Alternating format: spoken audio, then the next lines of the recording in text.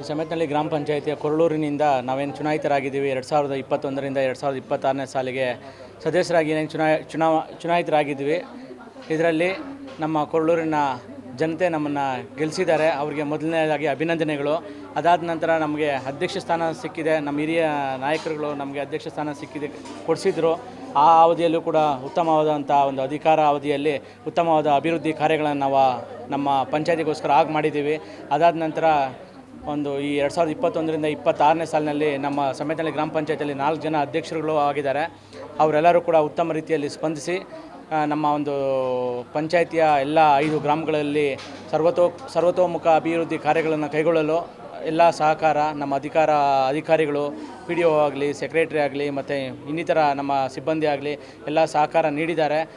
ಹಾಗೂ ನಾವು ಕೂಡ ನಮ್ಮ ಕೊರಳೂರಿನ ಅಭಿವೃದ್ಧಿಗೆ ನಮ್ಮ ಹಿರಿಯ ನಾಯಕರ ನಾರಾಯಣಸ್ವಾಮಣ್ಣವರು ಮತ್ತು ಶಂಕರಣ್ಣವರ ಮಾರ್ಗದರ್ಶನದಲ್ಲಿ ಕೊರಳೂರಿಗೆ ಏನು ಅಭಿವೃದ್ಧಿ ಮಾಡಬೇಕು ಅಂದ್ಕೊಂಡಿದ್ದೀವೋ ಅದನ್ನು ಒಂದು ರೂಪರೇಷೆಗಳೇನಿತ್ತು ಮತ್ತು ಅವರ ಮಾರ್ಗದರ್ಶನ ಏನಿತ್ತು ಅದರ ಪ್ರಕಾರ ಪ್ರಾಮಾಣಿಕವಾಗಿ ಪ್ರಯತ್ನಪಟ್ಟು ಯಶಸ್ಸುಗೊಳಿಸಿದ್ದೀವಿ ಅಂತ ಹೇಳೋದಕ್ಕೆ ಇಷ್ಟಪಡ್ತೀನಿ.